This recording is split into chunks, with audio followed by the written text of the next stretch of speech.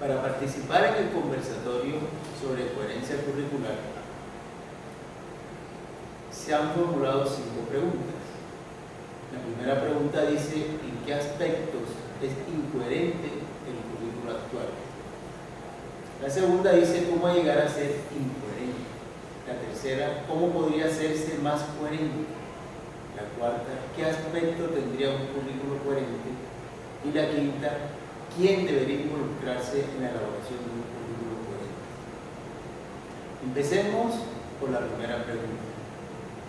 Pero antes de responder la primera pregunta, es necesario plantear la siguiente hipótesis de trabajo. El currículo no es neutro. Los currículos no son neutros, porque los currículos responden a unos intereses de tipo políticos, económicos y culturales. Por eso, los currículos deben de ser coherentes. Y la coherencia no es más que la respuesta que debe dar ese currículo a esos intereses. Los intereses están determinados por los diferentes sistemas económicos. Por lo tanto, un currículo dentro de un sistema capitalista debe responder a unos intereses y a unos valores capitalistas.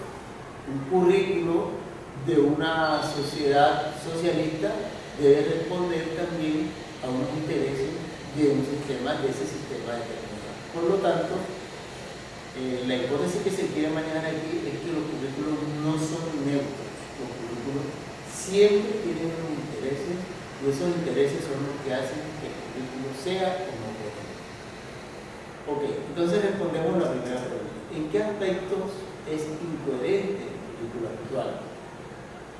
Si nosotros respondemos la primera pregunta, la segunda pregunta, ¿cómo llegó a ser incoherente?, la podemos articular y respondemos las dos preguntas al mismo momento. Porque si nos preguntan en qué aspecto es incoherente el currículo y después nos dicen cómo llegó a ser incoherente, entonces tendríamos que responder que la incoherencia que presentan los currículos actuales es debido a una serie de transformaciones que se han venido generando en el contexto internacional y en el contexto local. En el contexto internacional podemos decir de que la globalización económica, política, social y cultural ha presionado a que los currículos, no solamente nacionales, sino los currículos en general, sean currículos incoherentes. El desarrollo de las tecnologías de la información y de las comunicaciones, que han invadido todas las actividades, tanto económicas como políticas, sociales, culturales y familiares, han hecho también que las formas de aprender, que las formas de generar conocimiento, que las formas de relacionarse, tanto local como internacionalmente, también han generado un nuevo paradigma que es necesario incorporarlo también al currículo. Entonces, en ese sentido, los currículos se convierten incoherentes y llegan a ser incoherentes. Otro aspecto importante es el conocimiento como generador de valor. El conocimiento como generador de valor es que ese conocimiento que se genera por parte de los profesionales, por parte de los trabajadores, tanto el conocimiento tácito como el conocimiento implícito, son generadores de valor en las empresas. Y si el conocimiento es generador de valor, entonces tenemos que asumir una nueva forma de comprender la educación y una nueva forma de formar a nuestros ciudadanos.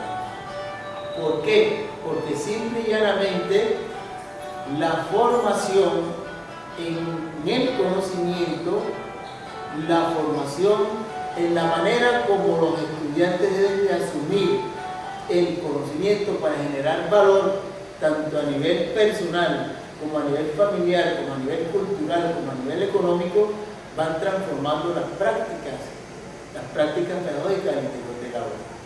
Por lo tanto, es necesario tener en cuenta todas estas transformaciones que se vienen generando en el siglo XXI para poder responder desde el currículo a unas necesidades del contexto. Ahora bien, ¿en qué aspecto es incoherente el currículo? El currículo puede ser incoherente de dos formas. Una primera forma es a nivel externo y una segunda forma puede ser a nivel interno.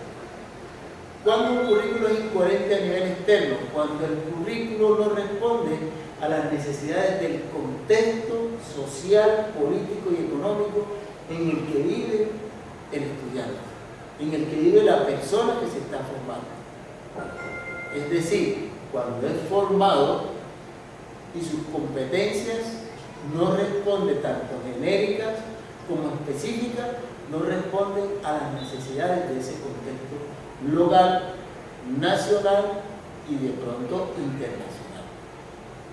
Cuando el currículo es incoherente a nivel interno, cuando lo que se hace en la práctica pedagógica no se corresponde con la teoría que se ha enunciado en los fundamentos epistemológicos, en los fundamentos axiológicos, en los fundamentos ontológicos.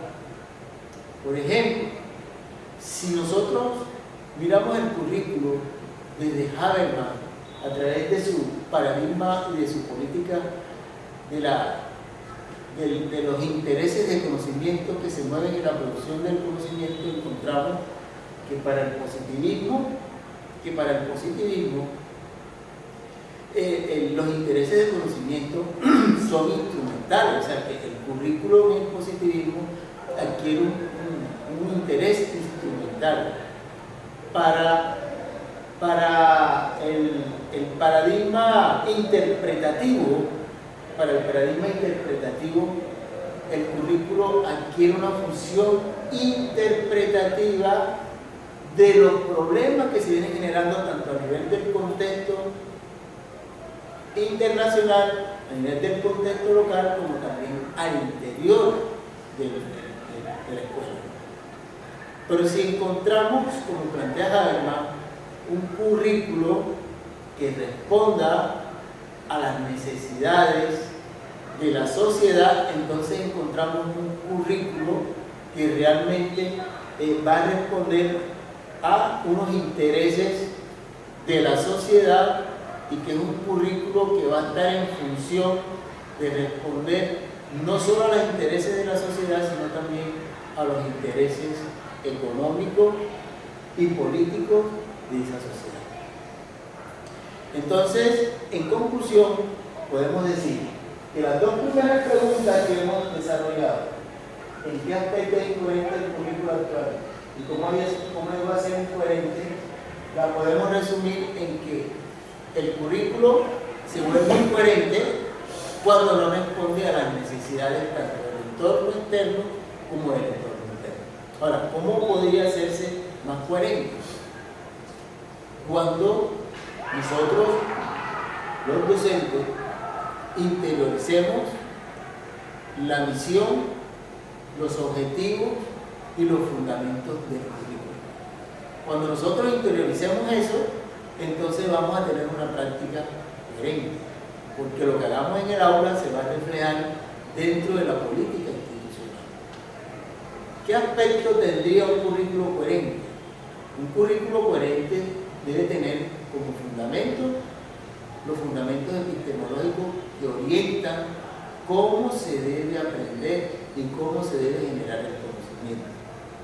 En ese sentido, ya dije anteriormente que desde Habermas había tres posibilidades: la de los intereses instrumentales, la de los intereses interpretativos y los intereses transformacionales. Entonces, a partir de ahí podemos decir que el currículo que se oriente desde cualquiera de esos tres intereses, así debe generarse el conocimiento en el aula. Si nosotros partimos también de lo axiológico, entonces habrán valores que serán los que realmente estaremos anunciando en nuestra práctica pedagógica. Lo mismo la manera como nosotros vamos a estudiar la sociedad y cómo vamos a estudiar la educación, desde el ser, cuanto ser. Entonces ahí nosotros tendríamos que mirar desde qué paradigma vamos a estudiar esa sociedad y esa educación para que sean coherentes con lo enunciado en los fundamentos y en las políticas institucionales. Ahora, ¿quién debería involucrarse en la elaboración de un currículo coherente? En un currículo coherente deben involucrarse tanto los directivos docentes, los docentes, los estudiantes a través de sus representantes, los padres de familia a través de sus representantes y la sociedad a través de los representantes de los gremios, a través de los representantes de las ONG y a través de los representantes del Estado. ¿Por qué? Porque el compromiso de la formulación del currículo es un compromiso de la sociedad. Por lo tanto, la sociedad tiene que estar representada en la institución educativa para que ese currículo tenga dolientes, o sea, para que pueda responder realmente a esas necesidades que hemos hablado. Gracias.